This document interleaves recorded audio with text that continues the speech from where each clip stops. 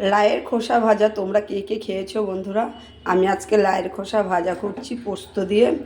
আগে আমি দিয়ে দেবো শুকনো লঙ্কা একটা, আর দিয়ে দেবো কালো জিরে, আর দিয়ে দেবো একটা কাঁচা লঙ্কা। এবার আমি দিয়ে দেবো লাইয়ের খোসা, একটু সিদ্ধ করে নিয়েছি, সামান্য একটু হালকা ভাপিয়ে নিয়েছি। দিয়ে দেবো একটু হলুদ,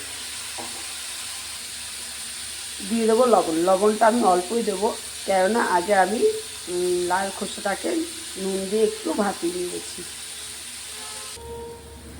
ভাজাটা হয়ে গেছে, এবার আমি দিয়ে দেবো পোস্ত।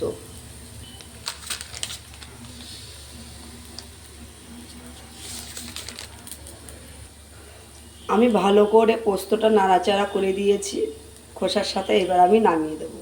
হয়ে গেছে, হয়ে গেছে, নামিয়ে নিয়েছি। টাটা বন্ধুরা।